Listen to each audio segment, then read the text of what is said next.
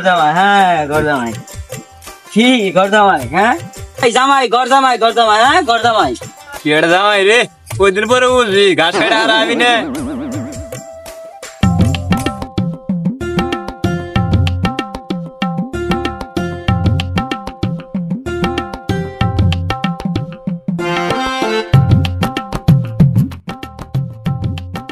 আল্লাহ আল্লাহ রে তুই আমারে মরার বুদ্ধি দিতি ঘর জামাই হওয়ার বুদ্ধি কেন দিলি তুই আল্লাহ এটা কেনা ভাই নাহি তা আল্লাহ রে কি কন আর সকালবেলা দিছে নাকি শ্বশুর মশাই ওই মিয়া কি যে কন আমারে ছেলের মতন আদর করে শ্বশুর মশাই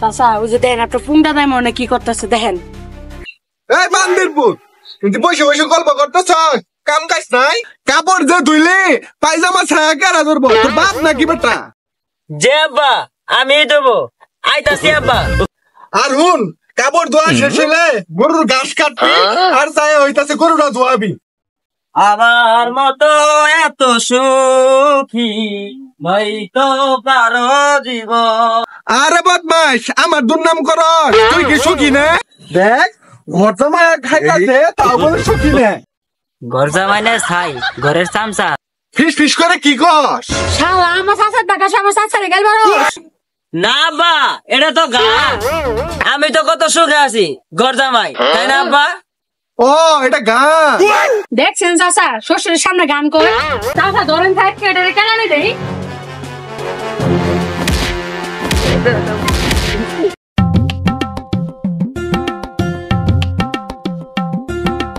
আরে কি দুঃখ জামাই রে কাজের ছেলের মতো খাড়াইতাছে জামাই এই কারাগার থেকে কবে মুক্তি হবা তুমি জানো চাচা কবে তুমি যেদিন মারা যাবা হ্যাঁ চাচা এলে কি কন আপনার কথা শুনে আসার আলাদা ছিল মনে নাইলে কি চাচা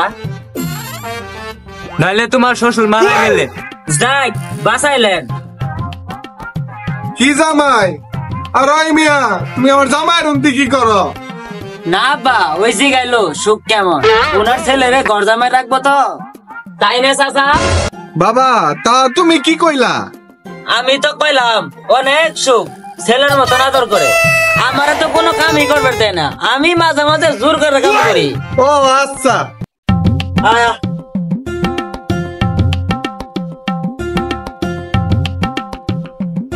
গরু ধোয়াবি তোরে ধোয়ামু তোরে সাদা কাপড় পরামু আল্লাহ আমার মনের আশা পূরণ করো আমার শ্বশুরের যেন গোসল দিয়ে খাটের উপরে শোয়াইতে পারি কি রে তো বুধু বুধু চুদাইতাছিস কে কারে গোসল করাবি শয়তানের ছাও শুনে ফেলছে কি রে কথা কস না কে না আব্বা ওই গরু ধোয়ামু তো ওটাই কইলাম তাড়াতাড়ি ধোয়া ওই যে গরুর ঘাস কোটা কাইডা আনিস ঠিক আছে আমি গেলাম তাহলে বাড়ি ঘরের অবস্থা বাড়ি ঘুরলে আল্লাহ ঘুরেও না আর বদ নাই আল্লাহ বিয়ে যে কত সাল আগে জানলে বিয়ের বদল গলায় ফাঁস দিতাম সব নিয়ানে রে মাওলা সব নিয়ানে বিনিময়ে শুধু আমার শ্বশুরের জানে মাওলায় আমার বাড়ি নিয়ানে রে মাওলায় আমার শ্বশুরের নিয়ানে আনে রে মাওলা সব নিয়ানে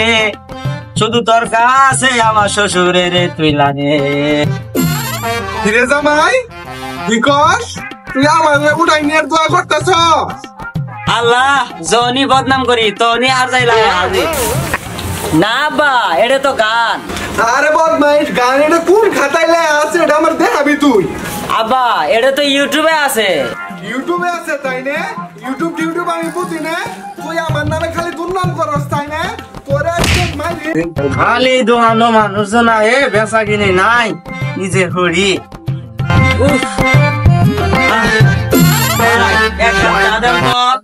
ও জামাই বেটা কুয়াইতেছেন কেন আপনি শ্বশুরের চালানো দিচ্ছে না না চাচা কাম কাজ নাই তো, সারাদিন ঘুমাইতে ঘুমাইতে অবস্থা খারাপ। আরে জামাই তুমি মিছা কথা বলকে, গাছ কাটার সময় যে তোমার শ্বশুরে তোমারে কেলানি দিল, তোমার তা মনে নাই? এত বুঝেন কে, মানুষের নিয়ে খালি সমালোচনা করেন। হ্যাঁ, আর তার দোকানে তো খালি পন্ডিতের আলাপ চলে। আরে মিয়া ঘর জামাই মানে গোয়াবো। এ ঘর দুলা এই যে আপনার চা। কি এর গর্দলা ভাই কইলি? না মানে দুলাভাই দেহে তো আপনি রে ঘর জামাই কো, আপনি তো আমার দুলাভাই হন, তাইলে আমি ঘর দুলাভাই কমু না? আরে দুলাভাই রাগ কইরান না, চাটা খান। এই তুই যা, তোর চা তুই খা, খাম না চা। আজব লোক দিহি। আব্বা আনের কিছু হবে না, আব্বা আনের সুস্থ হয়ে উঠবেন। আব্বা বাবা, তুমি না আমার মরার জন্য কত দোয়া করো। না আব্বা না, আমি মন ধনে করি তো। বাবা, তোমার মতো আমিও ঘর জমাইয়াছিলাম বাবা। পরে আমার শ্বশুরে মরে যাবার পরে আমি বুঝছি আমি কি অকর্মা। এই জন্য বাবা তোমার রাতে আমি অত্যাচার গুলা করছি বাবা। যেহেতু আমি কোনো কাম কাজ করি নেই, আমার কাছে কোনো নগরটিয়া ছিল না। নগরটিয়া না থাকার কারণে তোমার শাশুড়ি হঠাৎ করে অসুস্থ হয়ে যায় গা। অসুস্থ হওয়ার পরে চিকিৎসা করবার পাই না। চিকিৎসা না করার কারণে আমার শাশুড়ি বাবা মারা গেল। তাই বাবা আমি চাইনি আমার জামা কর্ম হয়ে থাকুক।